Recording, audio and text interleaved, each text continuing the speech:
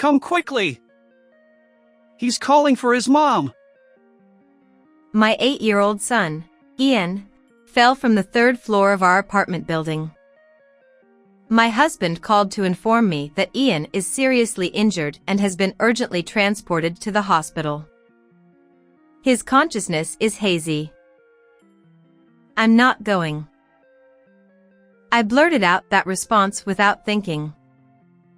But you see, that child. I swallowed the words I almost uttered and fell silent. In return, my husband spat out. What a cold-hearted woman you are! There was a deep reason behind my reaction. My name is Ruth, and I'm 35 years old. After graduating from university, I worked as a full-time employee at a publishing company. However, after getting married, I switched to part-time work. Our family consists of my 5-year-older husband, Noah, our 8-year-old son, Ian, and me. Noah is always busy with work, leaving all household chores and childcare responsibilities to me. Despite this, his income is meager, and the allowance he provides is minimal. I manage to make ends meet with my part-time earnings. The most stressful aspect of my life is dealing with Ian during his rebellious phase. He responds curtly when I talk to him, and his attitude worsens day by day. I find it challenging to handle him. One day, Ian came back from school and started washing his hands, throwing his school bag on the floor. He usually put his stuff in his room right away, so I wondered what was wrong and peeked into the bathroom. What are you looking at? Why are you talking like that? It's obvious that I hate you. I sighed and tried to tidy up his school bag, but he yelled at me not to touch it. As I was startled by his force, Ian stood in front of me and glared at me. You make it dirty when you touch it. That's too much. Apologize. Shut up. You old hag. I thought this was not good and told him to watch his mouth. But he didn't seem to have any intention of changing his attitude, and he snorted and turned his back on me.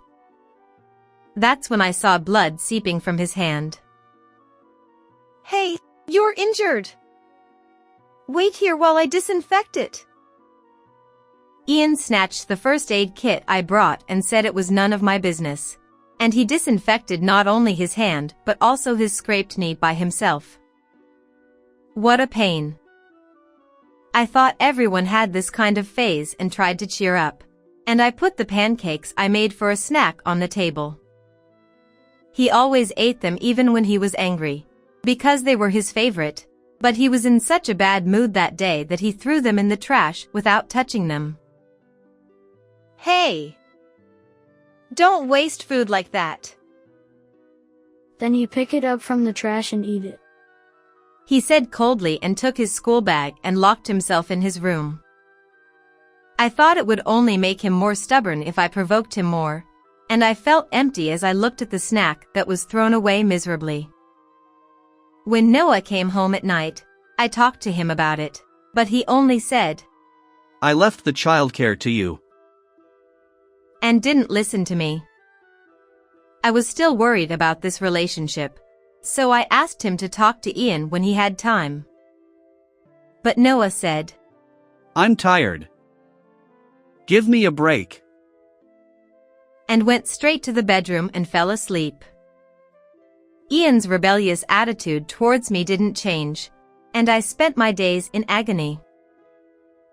A few days later, while Ian was at school, I was cleaning his room and I saw a diary on his desk.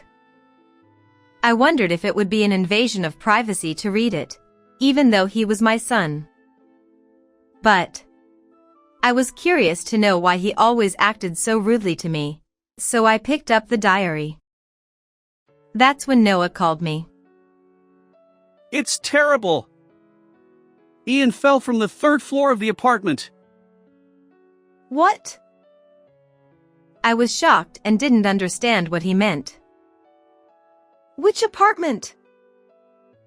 I asked, and Noah hesitated and said, That is. I had a feeling I knew where he was talking about. Is Ian okay? He's in the operating room right now. What should I do? Noah was panicking, and I asked him where he was. He said he was at the emergency center in the next town. He said he got a call from the police while he was at work and found out that Ian had been rushed to the hospital. Please come right away. He's calling for his mom.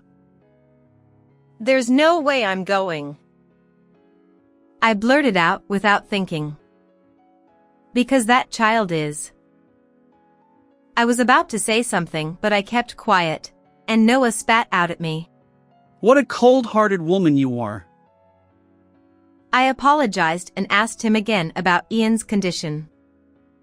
He said Ian was seriously injured and barely conscious. Oh no! What should I do? I was flustered, but I got in the car and hurried to the hospital where Ian was taken. When I arrived, Noah was sitting weakly in the waiting room, looking down. Ian had broken his arm and leg and was undergoing emergency surgery. The police told me that Ian had fallen on a flower bed, which cushioned his fall, and that he had barely survived. The doctor told me to prepare for the worst, and I couldn't stop crying. An hour later, as I was waiting in front of the operating room, Ian came out on a stretcher. I ran up to him and called out to him, but he only muttered weakly, Mom? Mom. He was moved to the intensive care unit and the doctor told me. He's in a state of confusion, so we can't say anything yet. We'll do our best. After the nurse explained the admission procedure to me, Noah urged me to go home and get the health insurance card and other things. When I got home, I remembered Ian's diary and looked inside. There I found out why he hated me and the reason behind it. So that's what it was. That's why he was so cold to me. But I couldn't judge everything by Ian's diary alone. Noah said he would contact me if anything happened, so I went to his room and looked for something. I found his old cell phone that he used to use. After charging it, I looked at the phone and exclaimed, "What?" Then I contacted someone right away and found out Noah's secret. I'll grill Noah to the end. With a burning spirit, I went back to the hospital where Ian was. Noah was in the waiting room, doing some calculations on a calculator. Sorry to keep you waiting. How's Ian? He's still not awake. Wait a minute. Why is Karen with you? I contacted her and picked her up. Yes, Karen was Ian's real mother. Ian was calling his mom, Karen. Ian was Noah's child by a former marriage, and we had remarried just a year ago. I briefly explained the situation to the nurse and she took care of it. She took me and Karen to Ian. Noah looked anxious and followed us. When we saw Ian, Karen ran up to him. She held his hand tightly and cried, Mommy's here. Wake up. I wish I could take your place. You didn't know I wasn't living in that apartment, right? The truth is, the apartment where Ian fell was the place where he used to live with Noah and Karen when they were married. I knew that right away from the way Noah hesitated when I asked him which apartment it was. According to the police who explained the situation at the hospital, Ian had tried to climb from the first floor to the third floor along the balcony. He had gone to visit Karen, but the front door was not open, so he resorted to such an action. I thought he wanted to see his real mother so badly, and tears ran down my cheeks again. But Noah grabbed Karen's shoulder and glared at her with a sharp look. How dare you come here after cheating on me? That was a misunderstanding. I told you. In the end, your flirty behavior was proven and I got custody of Ian. Just admit it. I had been listening quietly for a while, but I felt a surge of heat in my body and shook off Noah's hand that was holding Karen's shoulder. Then I grabbed Noah's hand and left Karen alone in the intensive care unit. You told me that the reason for the divorce was Karen's affair, didn't you? But you told Ian a different reason, right? As if to tell me to shut up, Noah raised his eyebrows and tried to silence me. I thought he wouldn't tell me the truth like this, so I showed him Ian's diary. It said that I had an affair with Noah and stole him from Karen. And it even said that he had heard it directly from Noah when he asked him the reason for the divorce. Ian must have been angrier at me, who he was told was the mistress, than at his own father.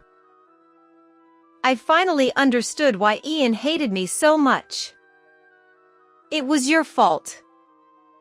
We met after you divorced, right? I couldn't tell him that Karen was cheating on me. It would only hurt him. Oh, there were emails left on your old phone. You asked your friend to seduce Karen, didn't you? And I know that your friend turned you down in the end. At that time, Noah was having an affair with another woman and he even borrowed money to buy her expensive gifts. But he was dumped by the woman and only the debt remained. So Noah divorced his previous wife by making it look like she was cheating and received alimony. This fact was true because he asked his friend by email, so there is no mistake. I also told him that I found Karen's contact information from this phone. And if you can make an excuse, try it, I said, thrusting my cell phone in front of his nose. He clearly turned pale and his eyes darted around. And you made up Karen's affair, right? The photo you saved on your phone. This is a completely fake photo. What are you talking about? Are you trying to frame me? I was a photographer for a publishing company, so I can tell right away. You just pasted the face, so the position of the neck is slightly off. Look, here.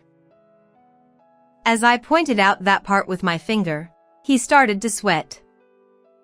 An amateur wouldn't notice, but a professional photographer like me could tell at a glance. Noah was only told by me that I worked for a publishing company, so he probably never thought I was a photographer. So what? What do you want?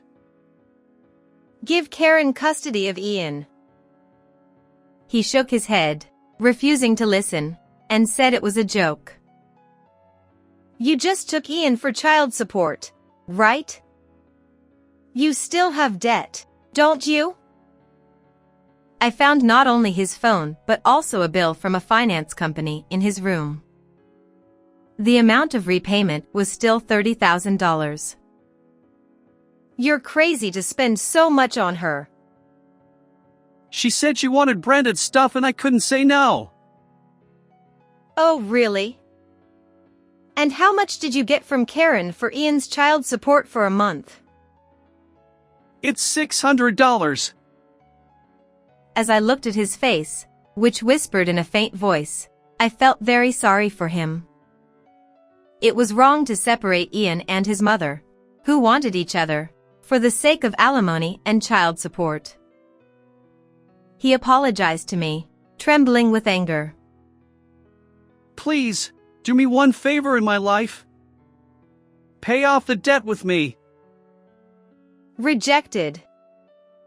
How many favors do you have in your life anyway? He mumbled something, but couldn't say anything. Tell me one thing. Why did you marry me? I raised Ian for a year, but I realized I couldn't handle parenting. According to Noah, he was disappointed that I became a part-time worker after we got married, but he thought it was fine as long as I took care of Ian and he could pay off his debt a little bit. He was using 2/3 of his salary to repay his loan, so the living expenses he gave me were very low. And after Ian fell from the apartment, he was shaken because he thought he would lose the child support. I realized while I was calculating earlier, if Ian didn't make it, I would get the life insurance money, right?